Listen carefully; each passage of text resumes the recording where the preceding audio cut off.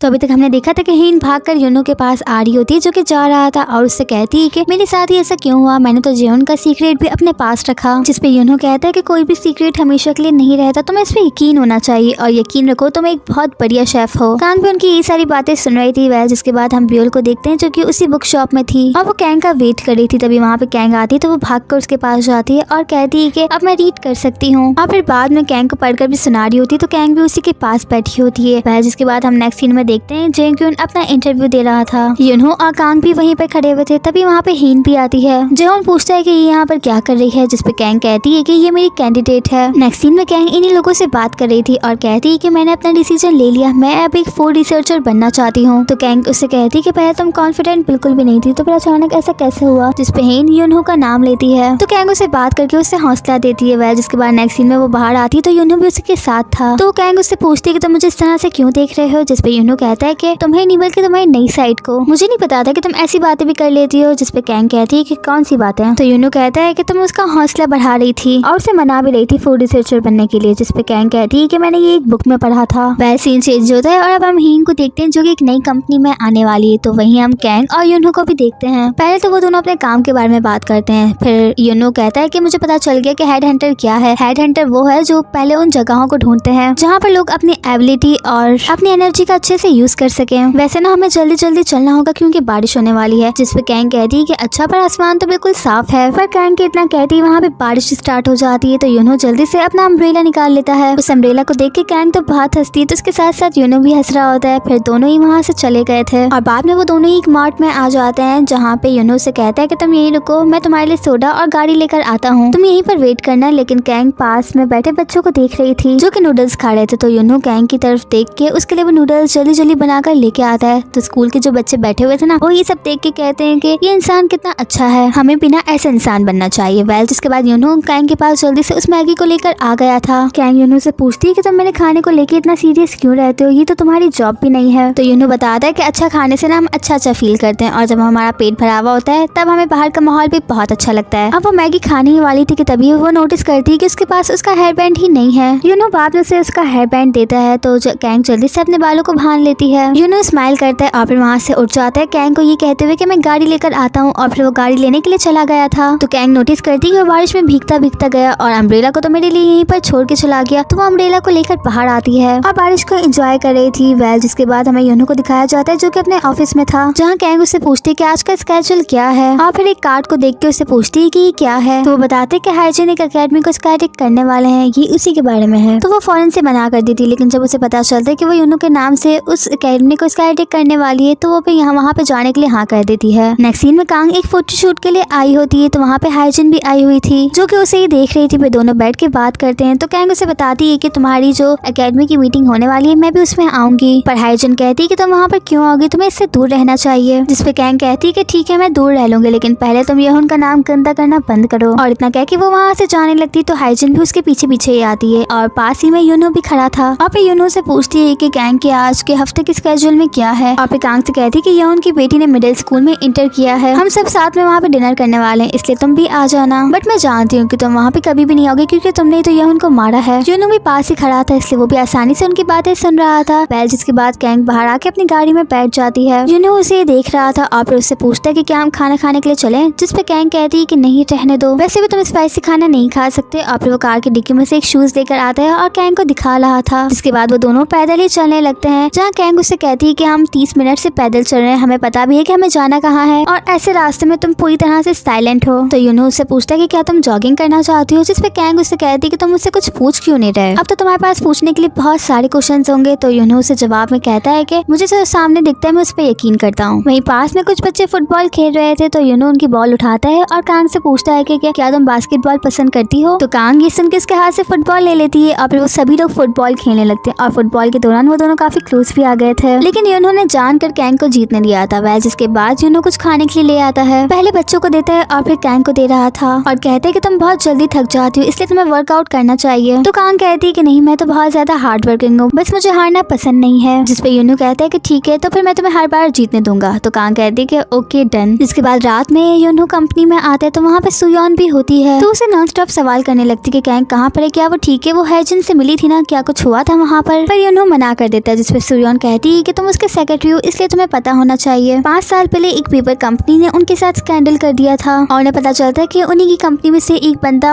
उन लोगों के साथ मिला हुआ है। अब इससे पहले कि कांग रिसर्च वगैरह शुरू करती और उसके ये सब करने से पहले याहुन ने सारे इल्जाम अपने ऊपर ले लिया था और फिर बाद में उस बेचारे ने सुसाइड कर लिया। तो उसी दिन कैंग भी वो कंपनी को छोड़कर आ गई थी और हाइजिन बाद में वहाँ के CEO बन गई थी। कांग ने यहाँ तक पहुँचने के लिए बहुत मेहनत की है। उस बेचारे ने बहुत कुछ बर्दाश्त भी किया। जिसके बाद हम रात का सीन देखते हैं जहाँ पे यूनहो अपना काम कर रहा था। तभी वहाँ पे केंगहुआ भी आती है जो कि उसे बताती है कि मुझे मेरे प्रोजेक्ट के लिए कैंडिडेट मिल गया, अब मैं भी सक्सेस होना चाहती हूँ। पर अगले सीन में केंगहुआ कंपनी में आती है और डायरेक्ट योंगसू के पास जाके उससे पूछती है कि आपने ऐसा क्यों किया, वो कैंडिडेट मेरा था ना। जिसपे योंगसू कहता है कि मैं उस कैंडिडेट को पहले से जानता हूँ, मैंने पहले उसकी नौकरी चेंज करने में उसकी हेल्प की थी। तभी कैंग भी वहाँ पर आ जाती है और उनसे पूछती है कि यहाँ पे चल क्या रहा है। वो दोनों ही बता देते हैं कि हुआ क्या है। जिसपे वो कहती है कि अपने टीममेट से बात करो और फिर एनालाइज करो कि तुम दोनों में से कौन इस प्रोजेक्ट के लिए परफेक्ट है। केंगहुआ बाद में बहुत रोती है और रोते रोते वहाँ से चली जाती है। तो कबांगी योंगसू से बात कर रहा था और उसे कहता है कि कैंडिडेट तुम्हारे लिए कोई बड़ी बात नहीं, पर तुम केंगहुआ को जानते हो कि उसने कितनी मेहनत की है, वो दिन रात इस प्रोजेक्ट में लगी हुई थी, इसलिए प्लीज तुम उसे एक कैंडिडेट दे दो। जिसपे योंगसू कहते हैं कि ये प्रोजेक्ट कोई आसान काम नहीं है। और फिर बाद में उस कैंडिडेट की फाइल को लेकर ऊपर छत पे आता है। तभी वहाँ पे यूनहो भी आ जाता है और पहले तो वो उसे कुछ पीने के लिए देता है। योंगसू उसे कहता है कि मैं जानता हूँ कि केंगहुआ ने कितनी मेहनत की है, लेकिन मेहनत तो मैंने भी की है ना, ऐसा तो नहीं था कि मैं फ्री बैठा था, पर मुझे केंगहुआ की फिक्र है, इसलिए तुम इसे ये फाइल दे देना, मुझे वो कैंडिडेट नहीं चाहिए। बाद में यूनहो केंगहुआ के पास भी आता है और पहले तो उसे कॉफी देता है और उसे कंसोल करके खाना खाने का भी कहता है। जिसके बाद सीन चेंज होता है और अब हम कैंग को देखते हैं जो कि अपने ऑफिस रूम में बैठ के सभी एम्प्लॉयज के साथ मीटिंग कर रही थी। और हाँ, वो जो प्रोजेक्ट था वो केंगहुआ को मिल गया था। कैंग योंगसू से पूछ रही थी कि क्या हुआ, तुम्हें कोई और कैंडिडेट नहीं मिला। जिसपे वो कहता है कि मैं ट्राई कर रहा हूँ। जिसके बाद कैंग वहाँ से चली जाती है, लेकिन यूनहो वहीं पर था और वो योंगसू और केंगहुआ को नोटिस कर रहा था। और फिर बाद में कैंग से पूछता है कि क्या तुम्हारे वो दोनों एम्प्लॉयज ठीक है। जिसपे कैंग कहती है कि क्यों, क्या हुआ है। तो यूनहो कहता है कि वो दोनों ही अजीब बिहेव कर रहे हैं। जिसपे कैंग कहती है कि अच्छा, पर प्रॉब्लम क्या है, क्योंकि मुझे तो यहाँ पे सभी एम्प्लॉयज बहुत अजीब लगते हैं। ये सुन के यूनहो पूछता है कि क्या मैं भी अजीब लगता हूँ। जिस पर कैंग तो उसे साफ कह देती कि ऑफ कोर्स, तुम्हें क्या लगा कि तुम उनसे अलग हो। तो ये सुनकर तो इस बेचारे की जो रही सही हिम्मत थी ना, वो भी खत्म हो जाती है और कहती है कि ठीक है, ये भी सही है। अब इतना कह के वहाँ से चला गया था। बाद में हम सुयोन को देखते हैं जिसके साथ यूनहो भी होता है। सुयोन उसे बताती है कि मैंने 2 और बुक्स के साथ कॉन्ट्रैक्ट लिया है, इसीलिए आज का खाना मेरी तरफ से। जिसपे यूनहो कहता है कि नहीं, खाना तो मेरी तरफ से ही होगा, क्योंकि मुझे यहाँ से खाना लेकर भी जाना होगा। बाद में वो खाने को पैक करवा लेता है और रास्ते में सुयोन को बताता है कि ये खाना मेरे बॉस के लिए है। जिसपे सुयोन उससे पूछती है कि क्या तुम उसके लिए ये काम भी करते हो। जिसपे यूनहो कहता है कि नहीं, ऐसा नहीं है, लेकिन अगर मैं खाना लेकर नहीं जाऊंगा तो वो खाना खाएगी भी नहीं। कभी कभी तो मुझे उसकी व्यूज से भी ज्यादा केयर करनी पड़ती है। तभी वो पास में कैंग को देख लेता है और उसे कहता है कि अब मैं चलता हूँ। तो सुयोन भी कैंग को देख रही होती है और अपने मन में कहती है कि मुझे नहीं पता था कि इसकी बॉस एक लड़की है। कैंग एलिवेटर में होती है और उसके साथ यूनहो भी होता है। यूनहो उसे उसका लाया हुआ खाना दिखाता है, वो उससे वो खाना लेकर खाने लगती है। जिसके बाद अंदर ना यूनहो से एक लेडी बात कर रही थी और उससे बहुत ज्यादा फ्रेंडली बिहेव करती है। कैंग भी उसे ही देख रही थी। सीन कट होता है और अब हम ली को देखते हैं जिसके साथ योंगसू और केंगहुआ भी होती है। ली भी उन्हीं दोनों को देख रहा था। आप यूनहो सुयोन से कहता है कि ये दोनों कितना अजीब बिहेव कर रहे हैं ना, एक दूसरे से बात भी नहीं कर रहे। तो यूनहो कहता है कि हमें उनकी सुलह करवानी होगी। जिसपे ली कहता है कि ये कोई बड़ी बात नहीं है, वाइन पीने पे इन लोगों की सुलह हो जाएगी, लेकिन अभी हम उन दोनों को वाइन कैसे पिलाएं। फिर ली ना यूनहो की वेलकम पार्टी का कहता है कि उसकी वेलकम पार्टी भी तो नहीं हुई ना। फिर वो लोग कैंग के पास आते हैं उसी वेलकम पार्टी का बताने के लिए। सुयोन कहती है कि यूनहो को यहाँ पर आए हुए कितने दिन हो गए, लेकिन अभी तक हमने इसकी वेलकम पार्टी नहीं की, ये कितना डिसअपॉइंट हुआ होगा। जिसपे यूनहो भी कहता है कि हाँ, मैं बहुत डिसअपॉइंट हुआ। तो ये सुन के कैंग कहती है कि ठीक है, तुम लोग वेलकम पार्टी कर सकते हो, लेकिन मैं वहाँ पर नहीं आऊंगी। जिसके बाद हम सुयोन और उसकी मॉम को देखते हैं। वो लोग एक जगह पर आए हुए थे और अपने सभी मरे हुए फैमिली मेंबर्स को याद कर रहे थे। और यहीं पे हमें पता चलता है कि सुयोन जिस भी अपने बच्चे को पाल रही है वो एक्चुअली उसके बच्चा नहीं है, बल्कि उसकी बहन का बच्चा है। बाद में वो दोनों ही बाहर आ जाते हैं। तो उसकी मॉम उससे पूछती है कि सुयोन, तुम्हें रिग्रेट नहीं हो रहा क्योंकि तुम्हारी तो अभी शादी भी नहीं हुई और तुम एक बच्चे को पाल रही हो। जिसपे सुयोन कहती है कि नहीं, मुझे कोई रिग्रेट नहीं, मुझे तो फ्री में इतना प्यारा बेटा मिल गया। नेक्स्ट सीन में अब हमें ली को दिखाया जाता है जिसके साथ कैंग भी होती है। कैंग ली के फादर से मिल रही थी जिनका नाम चोयोन होता है। ली जब वहाँ से उठकर जाता है तब चोयोन अपने बेटे और कैंग के रिलेशन के बारे में बात करता है, पर कैंग इस बारे में कुछ नहीं कहती। अब जब वो दोनों बाहर आते हैं तब ली उससे बात कर रहा था और उससे पूछता है कि क्या हुआ, कुछ हुआ है क्या, क्योंकि तुम बहुत परेशान लग रही हो, क्या मेरे फादर इन्वेस्टमेंट वापस ले रहे हैं। जिसपे कैंग कहती है कि अगर वो ऐसा करेंगे तो उन्हीं को नुकसान होगा। ली फिर कैंग से कहता है कि तुम इतना ज्यादा काम मत करो, तुम्हें थोड़ा सा केयरफुल रहना चाहिए। जिसपे कैंग कहती है कि मैं बहुत स्ट्रांग हूँ, डोंट वरी, मुझे कुछ नहीं होगा। वैसे क्या तुम मेरी फिक्र कर रहे थे, तुम्हें पता है जब मैंने तुम्हें पहली बार देखा ना तब तुम एक बच्चे थे।